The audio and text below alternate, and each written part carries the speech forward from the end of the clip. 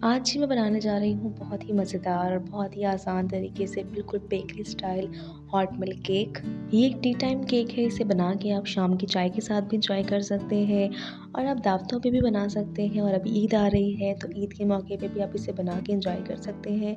तो मैं हूँ Tuba Khan, welcome to my channel, let's get started.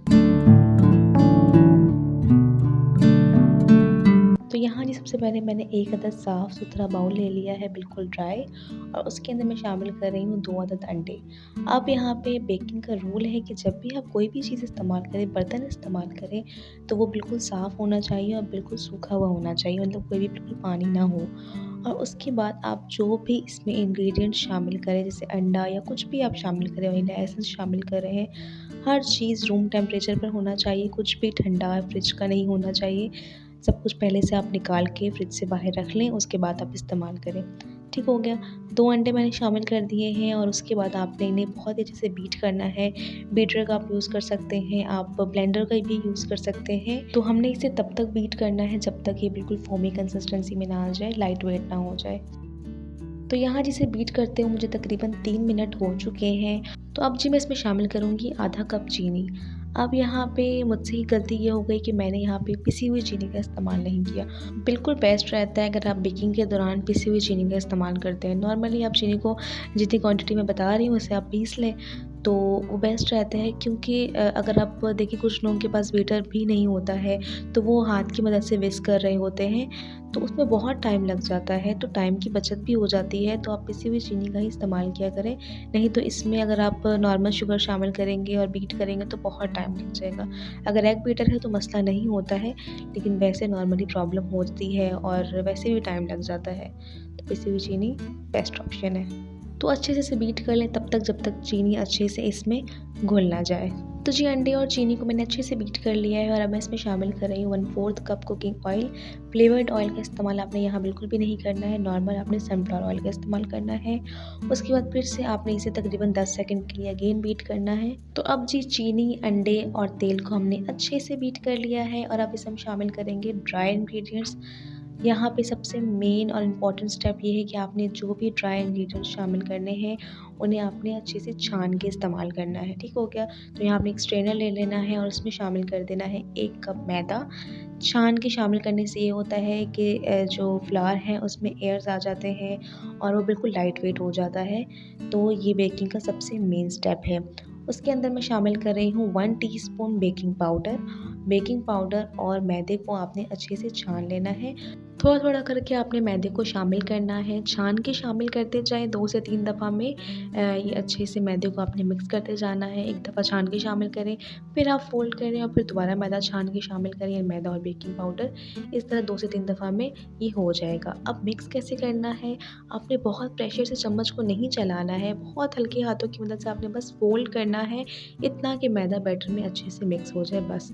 इससे ज़्यादा आपने चम्मच को नहीं चलाना है। इस तरह आपने राउंड, जिस तरह मैं कर रही हूँ, राउंड चम्मच को घुमाना है और सेंटर में फ़ोल्ड करना है बस।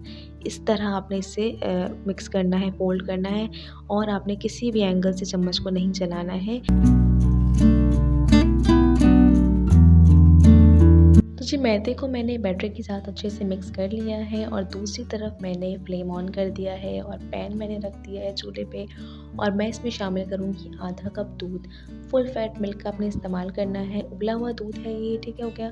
आधा कप शामिल कर दिए हैं और मैं इसमें शामिल करूँगी यहाँ 2 टेबलस्पून बटर, ठीक है? ये अनसॉल्टेड बटर मैं शामिल कर रही हूँ इसमें। अब जी यहाँ हम दूध में उबाल आने का इंतज़ार करेंगे ताकि बटर अच्छे से मेल्ट हो जाए दूध के साथ। तो यहाँ मिल्क और बटर को पकते हुए तकरीबन 1 मिनट हो चुका है और अब मैंने फ्लेम को ऑफ़ कर दिया है और फ्लेम को ऑफ़ करने के बाद मैं इसमें शामिल करूँगी 1 टीस्पून वनीला एसेंस। अच्छे से मिक्स कर लें और आपने दूध को जो हमने बैटर तैयार किया है केक का, उसमें शामिल कर देना है। दूध के ठंडा होने का इंतज़ार आपने बिल्कुल भी नहीं करना है। इसी तरह गर्म दूध जो हमने केक का मिक्सचर तैयार किया है, बैटर तैयार किया है, उसमें शामिल कर देना है।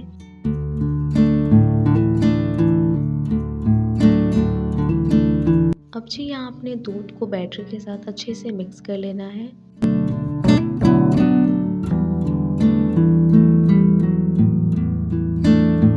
तो यहाँ यहाँ जी आप बैटर की कंसिस्टेंसी चेक कर सकते हैं। जो क्वांटिटी मैंने आपको बताई है सारी चीज़ों की, वो बिल्कुल इनफ है। तो आपका बैटर भी बिल्कुल ऐसा ही बनेगा अगर आप क्वांटिटी को फ़ॉलो करेंगे। तो यहाँ बैटर तो रेडी हो चुका है और दूसरी तरफ मैंने केक टिन ले लिया है। ये 8 इंच का केक टिन है, इसे मैंने बटर पेपर कट करके लगाया है और मैं अब इसे बटर पेपर को अच्छे से ऑयल से ग्रीस कर रही हूँ। ऑयल से ग्रीस कर सकते हैं, बटर से ग्रीस कर लें और आपने केक टिन को भी साइडों से ग्रीस करना है। इससे क्या होता है कि जब आप बेक करते हैं केक को और फिर आप मोल्ड से बाहर निकालते हैं, तो बहुत ही आसानी से केक निकल आता है, मोल्ड में चिपकता नहीं है। तो यहाँ मैंने केक का बैटर शामिल कर दिया है और फिर से वही बात जो मैं हमेशा कहती हूँ कि चीज़ों को बिल्कुल भी ज़ाया ना किया करें। सारी चीज़ों को, बर्तनों को अच्छे से साफ़ करके आप इस्तेमाल किया करें। तो ये वैसे भी सुन्नत भी है, क्योंकि किसी भी चीज़ को आपने ज़ाया नहीं करना है। हर चीज़ को, आप खाना भी खाते हैं तो बर्तन को बिल्कुल साफ़ करके खाया करें। ये तो हमारे नबी पाक की सुन्नत रही है। तो ख़ैर यहाँ पे जो है हमने बैटर को शामिल कर दिया है मोल्ड में और आपने मोल्ड को 2 से 3 दफ़ा टैप करना है। इससे क्या होता है कि जो भी एयर बबल्स होते हैं वो ख़त्म हो जाते हैं। तो जी अब हम चलते हैं बेकिंग की तरफ। तो जैसा कि आपने स्टेटमेंट में पढ़ ही लिया होगा कि हम यहाँ विदाउट ओवन बना रहे हैं। तो यहाँ हमने ओवन का इस्तेमाल तो करना नहीं है, हम यहाँ पे बेकिंग पैन में करेंगे। किसी भी कढ़ाई में, किसी भी पतीली में आप कर लें। तो यहाँ मैंने कढ़ाई का इस्तेमाल किया है। मैंने कढ़ाई को प्री हीट किया है तकरीबन 10 मिनट के लिए हाई फ्लेम पर।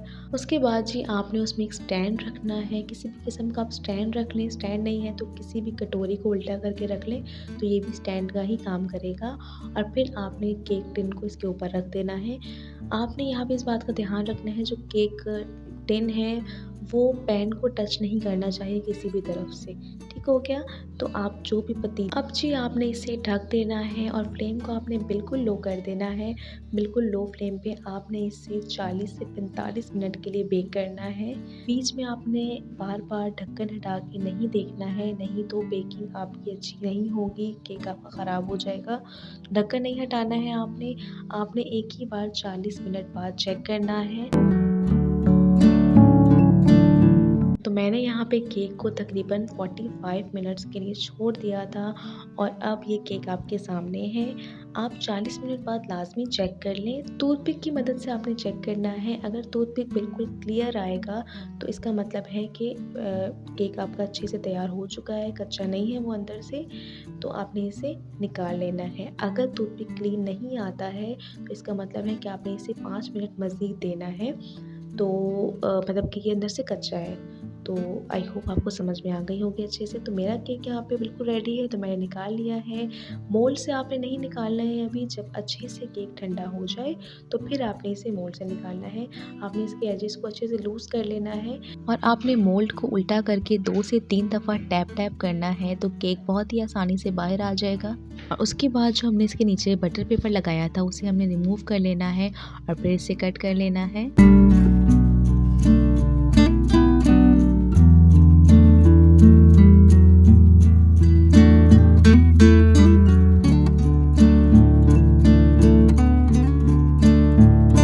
तो यहाँ आप देख सकते हैं कि बहुत ही सॉफ्ट और बहुत ही जालीदार हमारा केक बन के तैयार हुआ है। और जब केक अंदर से जालीदार बने तो इसका मतलब है कि आपका केक बिल्कुल परफेक्ट बना है। बहुत ही सॉफ्ट है ये और खाने में बहुत ही ज़्यादा यमी। तो आप भी इस आसान सी रेसिपी को घर में ट्राई करें। मुझे फीडबैक लाजमी दें कि आपका केक कैसा बना। होपफुली आपको आज की रेसिपी मेरी पसंद आई होगी। अगर आपको मेरी रेसिपीज़ पसंद आ रही हैं और इस तरह की मज़ीद अच्छी रेसिपीज़ आप देखना चाहते हैं, जल्दी चैनल को सब्सक्राइब कर दें, लाइक कर दें, शेयर कर दें और फेसबुक में देख रहे हैं तो पेज को जल्दी से फॉलो कर दें। मिलते हैं इंशाल्लाह इस तरह की मज़ेदार सी वीडियोज़ में। तब तक के लिए अपना बहुत सारा ख्याल रखें, मुझे दुआओं में याद रखें। अल्लाह हाफ़िज़।